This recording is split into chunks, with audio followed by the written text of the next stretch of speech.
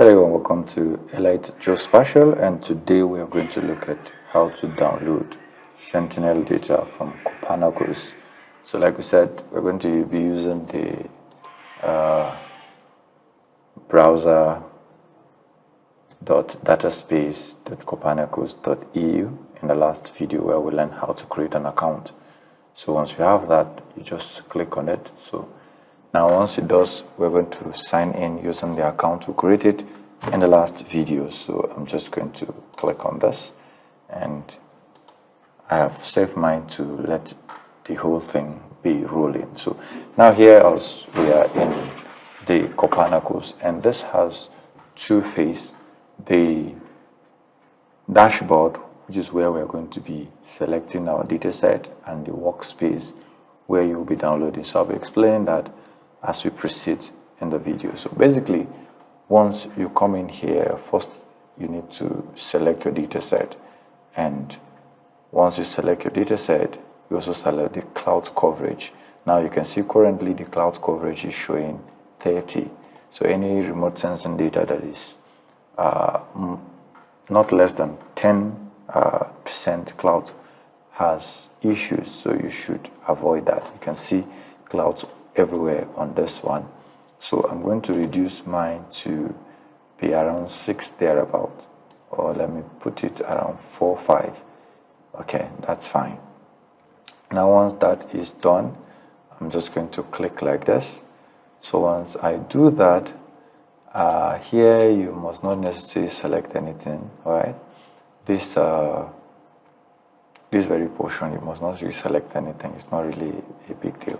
So I'm just going to click up here. Once I do that, it's saying I should show latest date, but say find product for current view. So once you click there, it allows you to choose data set, maybe like custom dates, right? It allows you to choose between one date to another. All right, so and now when you come down, I don't know, the network there, but okay.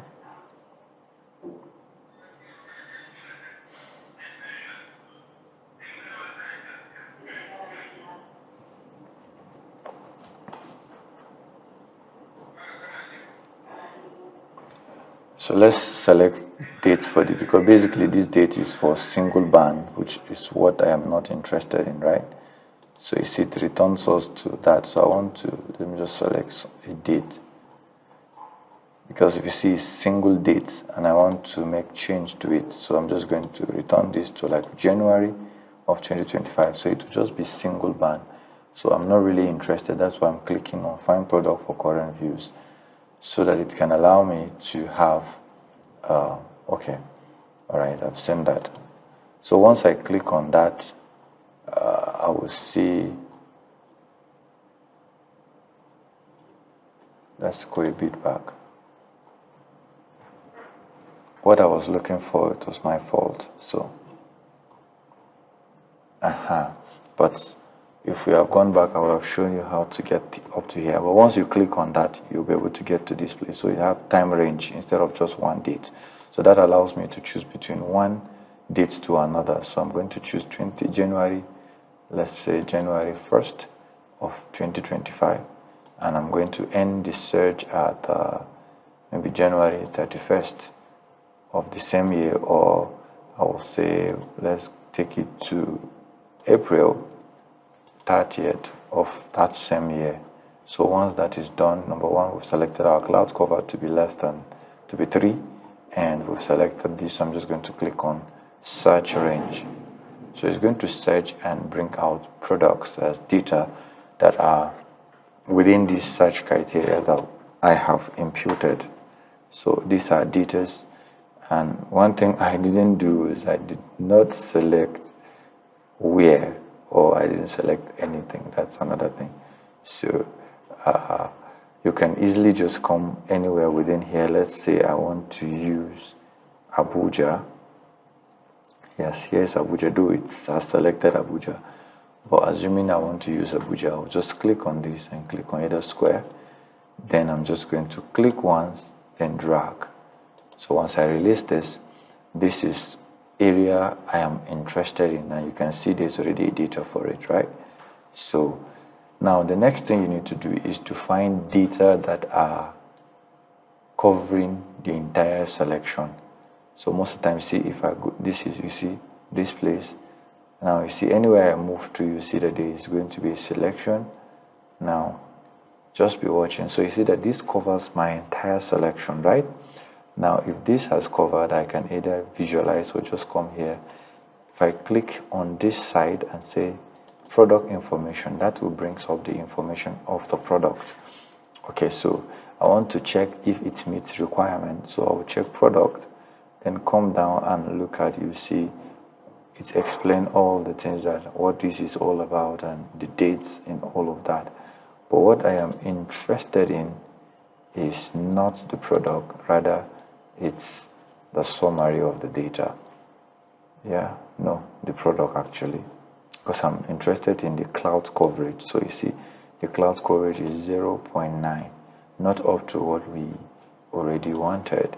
All right, so now next is, now I'm going to explain these two things, and maybe I'll make another video to explain elaborately.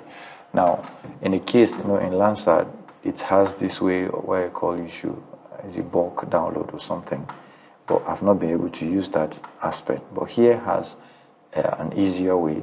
Now, imagine you want to download this data, and maybe network is just not allowing you. Now, the Copernicus has a way you can save this whole thing. But if I click on workspace now, this data will just go to workspace. So if I want to select maxi, like maybe other datas, I can go back and make searches by dates. Maybe I want to do 2020 and January. All right, yeah, 2020 January, let's say January 1st. You have this, and then I'll select the date range to 2020, right, and make it the same. So if I search, now I'm going to have another data which I will make selection. By the time I'm done with all my selections, then the next thing I will do now is to go over to the workspace where I will be downloading. So let's hover around and see. Now you see this one, you see this one. Now there is another challenge, now having two of it to cover, but we keep looking until we see the data that covers everything. Now you see this very data here, it covers everything, but you see the one up is not covering, but this is covering everything. So what I will now do is I will just click on the information of this.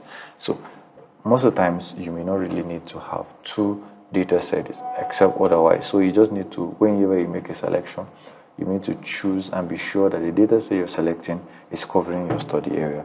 So we check the product again, and we have 0.7. So I'm just going to add this to workspace. Then if I make another search and all that. So once that is done, I'm done with choosing data. You can go as far as many. And then also, very important is to select whether it is Sentinel-1 or Sentinel-2. Sentinel-2 has basically from 2015. Sentinel-1 started from 2014 and thereabouts, so to 2025. So depending on, I don't know of Sentinel-3, there's even Sentinel-5, 6, 7, but with time we'll explore this together, right? But basically, you have L2A, we have L1C, L12A, and all of that. So all of this, you will go through it as time goes by. We're updating video and all. Then the next is for you to now go to workspace. That is where you'll be downloading them, and you can actually download from here directly, all right? But what if network fails? So instead of that, and if you maybe get tired and you just walk out, when you come back you have to do search again. But when you add it to workspace, it's going to be here, right? So it's going to definitely be still here. So if I want to now download this, I'll select the two of them. Those two I want to download, and then I'm just going to click on download here. So once I do that, they will start downloading. One is downloading, the other one will be queued. So it will start downloading until it is done. You can see that it has started 1%, and it will all be downloaded. So this is basically how to download Sentinel on Copernicus. Do stay tuned for more of videos from this, as we'll be exploring this in this month of October. So thank you for watching this video, and I will see you in the next video.